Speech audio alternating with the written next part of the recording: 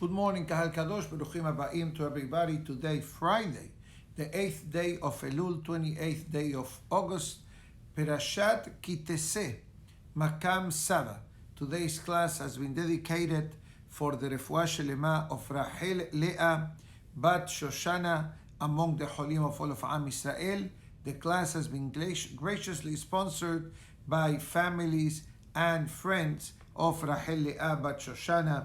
So, B'ezrat Hashem, we should have Besurot Tovot. Perashat Kiteseh, a perasha that contains a tremendous amount of mitzvot. Many mitzvot which are relevant and many mitzvot which are not directly, but indirectly are relevant to us, teaching us different lessons. So, one of the mitzvot that I would like to speak about, which is found in this week's Torah portion, is the mitzvah of marriage and the mitzvah of giving a get to the wife. We're not going to concentrate too much on that. We rather concentrate on the positive aspect of life. But bottom line is as follows. The Torah tells us clearly, and I read the pasuk,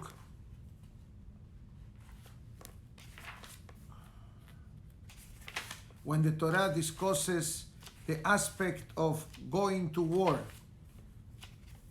right here.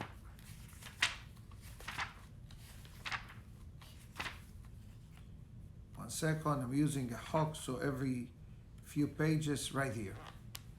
In the Aliyah of Shishi, the Torah tells us basically, Ki yikach ish isha hadasha, a man that gets married for the first time, including if she's a widow or a divorcee, lo yeseh basava, he does not enroll, so to speak, in the army for the first year, naki ele beto shana ahad, besimach et ishto asher lakach.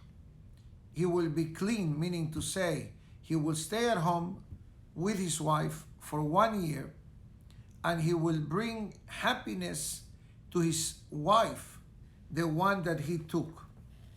So it says as follows, besimach et ishto, sheyesamach et ishto, peyesameach et ishto. The commentaries on this pasuk, they bring different translations on the Targum, on the Aramaic language of this particular mitzvah. But basically, Rashi explains, Yesamach et ishto. The husband has a responsibility to his wife. Besides all the standard obligations that a husband commits himself under the chuppah through the ketubah document, but there is an overall kind of goal in marriage. And the Torah says it openly. Besimach et ishto. The husband must make his wife happy. So the question is, how do you make your wife happy? How do we make our wives happy? You know, some ladies are happy if they have a maid. Some ladies are happy if they go on vacation once or twice a year. Some ladies are happy that she doesn't need to think twice of spending money.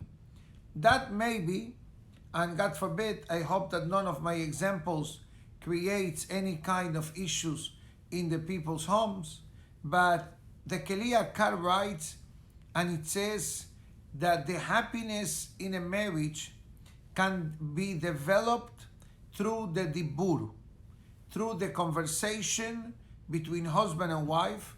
Today in the marriage language they call it communication, how they talk, how they respect each other, they validate each other, and they don't, God forbid, use words in order to create a bit of mahloket or to show who really is in charge. Haz v'shalom, that is not bichlal part of our Torah to have that type mindset that maybe may have been acceptable a long time ago, but today we understand that there is Shalom Bayit challenges, and but there is solutions. And the Keli Yakar writes, and it says that a marriage, it's a two-way street.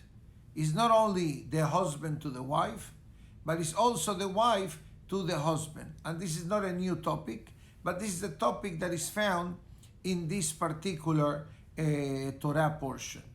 Another mitzvah connected prior to this, a few pesukim before, the Torah talks about the concept of get, divorce. Obviously, divorce, it's not something enjoyable or pleasant to do or to speak about, but regretfully, there are situations that a divorce is the only way out. So both of them hopefully can restore their life and live a happier or a better life. We're not talking about specific cases, but we understand the meaning of this particular pasuk. So yet, there is a parallel mitzvah that was hinted in Rashi before, the concept of mahazir gerushato, which is also mentioned after the laws of divorce. The laws of divorce from the Torah perspective, there is a lot of elements, but one of them which is required is the concept of the get. The divorce document, the Gemara explains, like marriage is done through a document, so divorce also should be done through a document. But the Torah also adds one more mitzvah. This mitzvah is called mahazir gerushato, that a husband remarries the first wife. That's providing that she did not get married to anyone after divorcing her original husband. And number two, providing that the Kohen, or rather that the husband, is not a Kohen. If the husband is a Kohen, regretfully is a one-way ticket. That's why in the Gemara Gittin discusses the concept of get tafur or get pashut. And in plain English, the tafur get, the stitched get, is the get of a Kohen that can never be reopened. But the get of a Levi or an Israel, it can be reopened. But the pasuk says, as long that she was not married to someone else after the first divorce. In other words, she cannot have husband one, husband two, husband one. That's forbidden by the Torah.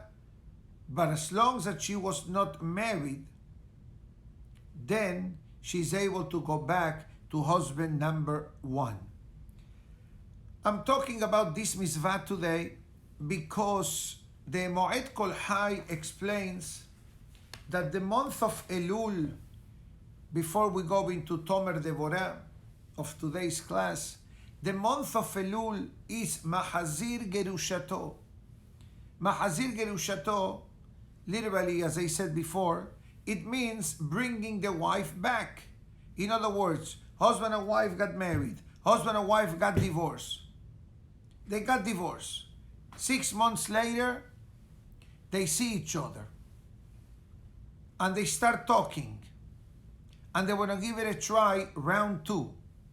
It's actually a mitzvah from the Torah, with the exception of the two cases that I mentioned. If she was married to someone else and got divorced from the husband number two, she cannot go back to husband number one. And if the husband number one was a Kohen, regretfully a Kohen is not allowed to marry a divorcee. So therefore, Kohanim marriages, they need to be thought properly because it's the point of no return.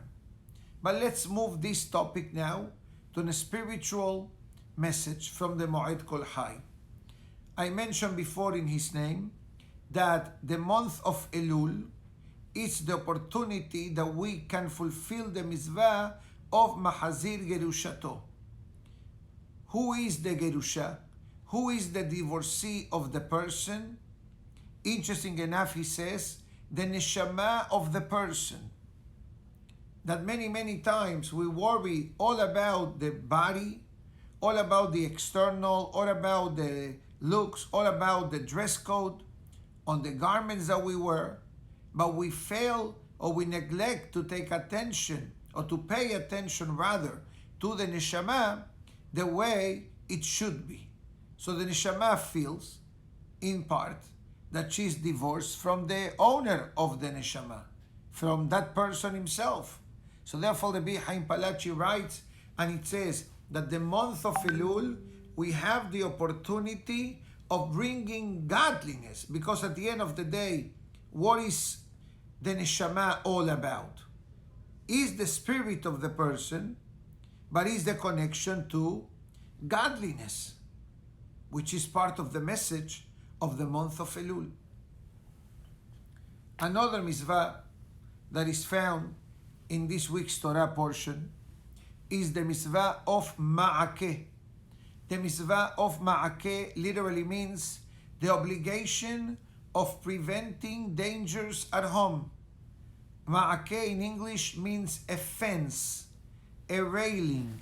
For example, swimming pools have railings or protections. Balconies have railings. Waterfront terrace has the railing. Rooftops have a wall or a railing. All that construction is actually found in this week's Torah portion, that the Torah is warning the owner of the house and tells the owner of the house, please be careful so no accidents happen in your property. But I like to read exactly the way that the Torah writes this particular verse.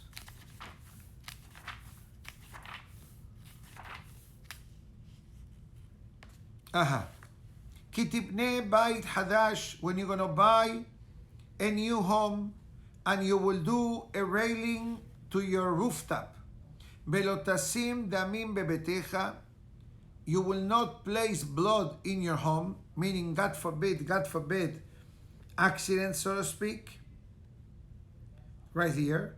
Ki yifol hanofel mimenu, so the fallen will not fall from your rooftop, so to speak. Now, what is the meaning of this pasuk? Why the pasuk says that the fallen should not fall? What kind of word is it? Shouldn't the pasuk be easier and said so nobody falls from it? So interesting enough, the commentary on Rashi writes, and it says, Ki yipol hanofel mimenu, hara adam ra'ui lipol mehamat avonotav. It says that this person that we're talking about now was a person who sinned tremendously. And in the heavens he was judged. And the decree was that he will suffer, God forbid, a certain type of accident by falling from a rooftop or falling from a balcony, etc. And the pasuk writes that even though, and that's why the Torah calls them nofel. What's the meaning of nofel? Nofel means fallen. This means that this person technically was earmarked already in Shamayim what will be his outcome. Yet the pasuk says, Afalpichen, nevertheless, the Torah is telling us there is a way to protect this person's life, and he will not suffer or perish in your domain, in your property.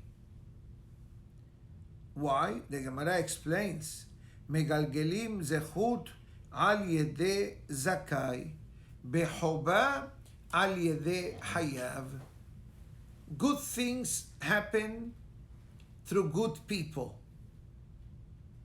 Meaning to say, that if this owner of the house that is welcoming this person to his home that was earmarked for XYZ consequence, but Rashi writes and it says that the zehut of you, the owner of the house, building this fence, we are actually preserving the person's life. But it says at the bottom that completely the opposite is true also.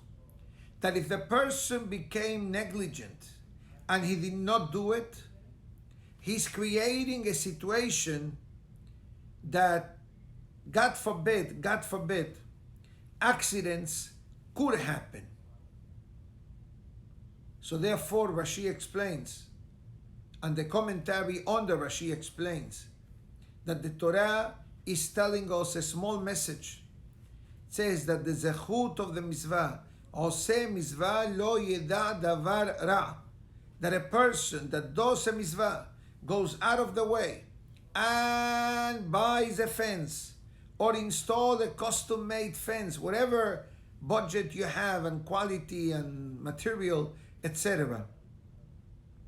It's a great zechut, to the point that I believe that this is ruled by the Hidah that says that even on Tisha B'Av, a person is allowed to put up a fence.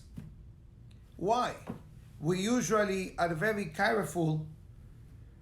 Excuse me for that. Sorry. It's very hot at 5:15 in the morning. Starting. So we are up since Baruch Hashem. Anyways, so even though that in the days of Tisha B'Av or prior to Tisha B'Av, we are more careful in the things that we do, but for this mitzvah of a fence, the halacha is put it even on the day of Tisha B'Av. The question is why? The short answer is because this is not a simple mitzvah. This is a mitzvah to preserve human life.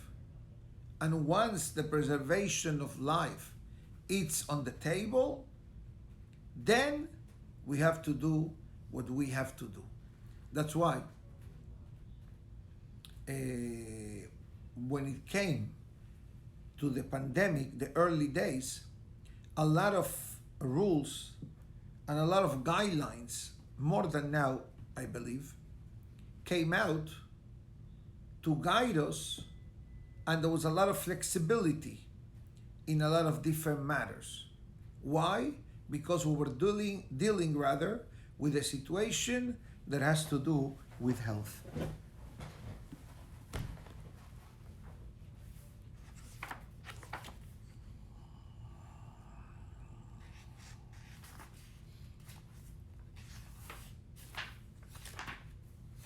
We saw something the other day.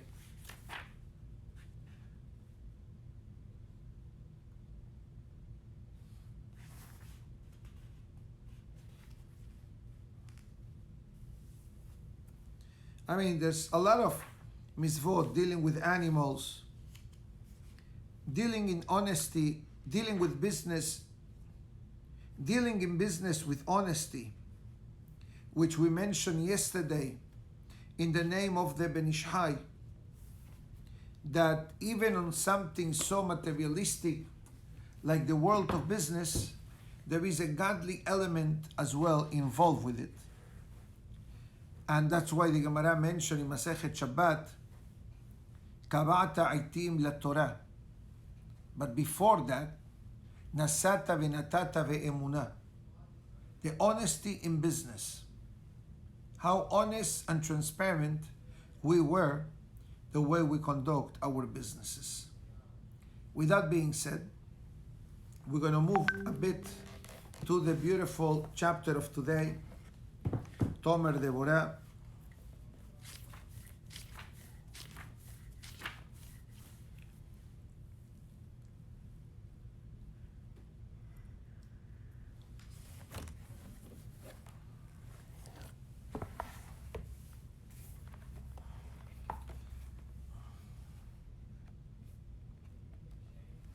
The Pasuk writes, Titen emet le Yaakov. The truth belongs to Yaakov. And it says that Borei Olam also is the aspect of emet. Hotamo shel HaKadosh Baruch Hu emet. The rubber stamp of God is the truth. And therefore it says, Ken ha'adam sarich lehitnaheg im havero. Similar fashion, a person must conduct themselves with their friends. Al sada yosher ve'ha'emet.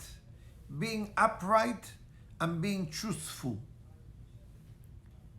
And he goes on to explains, Beli lehatot mishpat havero.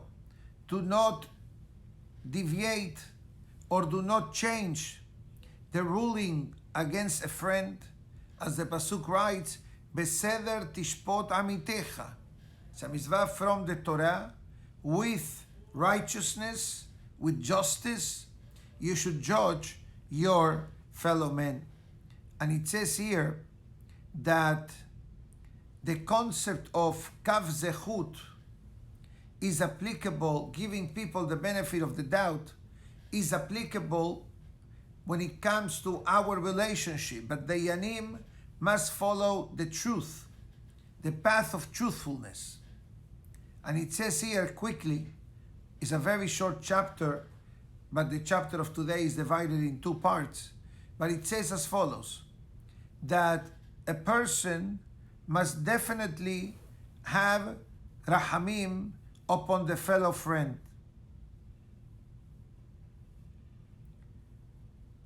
And therefore, it says here a very interesting concept, that HaKadosh Baruch Hu displays mercy upon people, but we also know the Gemara that says, Kol ha-merachem ala beriyot, merahamim alav min ha-shamayim. Whoever displays mercy towards the fellow man, to a human, obviously, from Shamayim, they reciprocate that rahamim as well. But it says, the Tomer Devora, and the commentaries and the footnotes in front of me, that the midah of emet, which is interesting enough, something also found in this week's Torah portion, I'm 99% sure that it's here.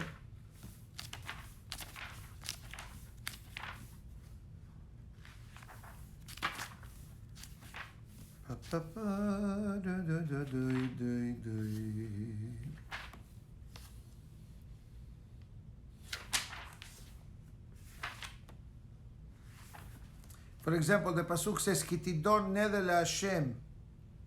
When a person makes a promise to the Almighty, Lo te'acher leshalemo. Do not delay in paying the bill. That's great for fundraising before the high holidays. Everybody should make sure that the bills at the respective synagogues are zero balance, especially if you can. If you cannot, make a deal, make a payment plan, pay it slowly, but it's important. Lo te'acher leshalemo. Do not delay in fulfilling your obligation to the Almighty. Because God will inquire. I like to see your synagogue statement. Did you pay for it? Did you pay the aliyah that you owe from last Rosh Hashanah? Very important, Rabotai, that everyone, according to the means, makes an effort to clear the bill with the synagogues. And then this Pasuk says, Mosa sefatecha tishmor be'asita. Whatever your lips came out, meaning to say, to do, tishmor ve'asita. You must deliver your commitment. Kasher nadarta LaHashem Elokecha. The way you promised the Almighty. Nedava rather, asher dibarta beficha. A donation that you verbalize. Now, why so much emphasis is given to this particular mitzvah? The short answer is because this has to do with the concept of emet. If a person bought an aliyah to the sefer and he doesn't pay it, what do you think it happens? First of all, train yourself to pay as soon as you can. Get it over with. So the beracha of the aliyah comes upon the person. Sometimes a person bought an expensive aliyah, but things are not happening. Nothing changes. And the question is, why not? Did you pay for the aliyah? Or you complaining that the aliyah was a bit expensive? And I'm not saying that there are no aliyot that are expensive. Especially Rosh Hashanah and Kippur coming up, that's usually when aliyot are being sold all over the world. But the bottom line is that when a person makes that verbal commitment, it needs to be followed, it needs to be observed, it needs to be fulfilled, and respect the commitment that you gave in front of the sefer, in front of the people.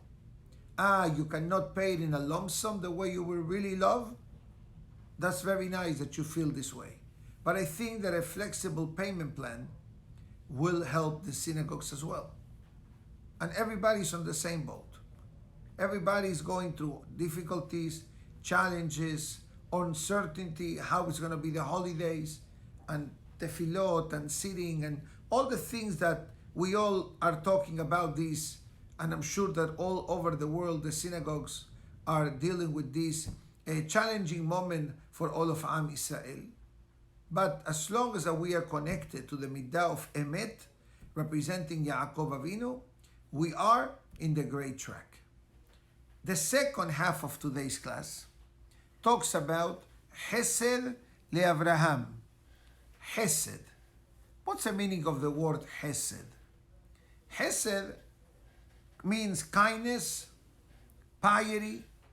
A Hasid means a pious person. So exactly where does this fit?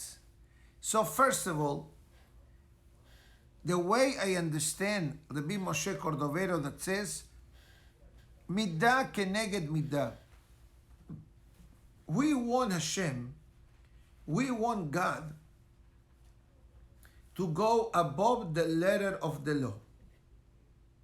That means that even when we may not act properly or may not behave in the way we should, that God should not send us a wake-up call or a message. Why not? Because we want to live a calmer and a more peaceful life. And guess what? 99% of the time that happens. That Hashem goes beyond the letter of the law and gives a person an additional chance to do teshuvah and to become better. So far, so good. But guess what, says Rabbi Moshe Cordovero? That even in our godly relationship, we can act towards God the way God acts towards us. For example, when it comes to doing certain mitzvot, some people like to leave Shabbat as soon as it's over. You shouldn't, unless you really have a good reason or a justifiable reason. But Shabbat is menucha, peace, harmony, enjoyment, the way the Zohar explains how important it is to be happy on the day of Shabbat Kodesh as well. But when a person says, you know what, from now on, I'm going to expand my Shabbat 5 minutes. Halachically, you're not obligated, just a few moments, it's enough. But you say, you know what, I'm going to be more meticulous in this particular mitzvah. If it's Shabbat, if it's kashrut, if it's honesty in business, whatever mitzvah a person takes upon themselves. And this was Avraham Avinu's midah. Chesed doesn't mean to do what you need to do. Chesed means that you do something above the norm, something special, especially for this person, which Baruch Hashem, for the benefit of Am Israel, there were many, many volunteers citywide and statewide.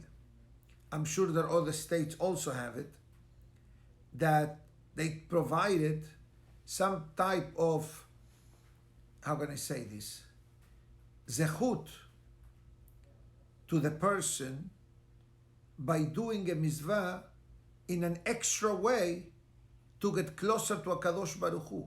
And that's the meaning of the word being a Hasid. Hasid, although in our days it means the group that they belong to and the traditions that they follow, but you can be a Hasid of God by doing not only the minimum, but going the extra mile, going the extra step to get closer to HaKadosh Baruch Hu. And it says as follows,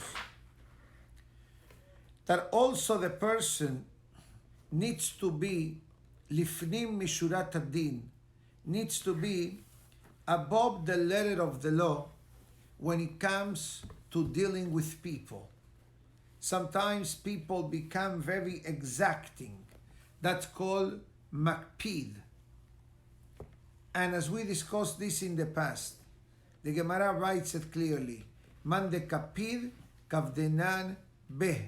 Whoever becomes meticulous in a negative way, they reciprocate in a negative way towards the person.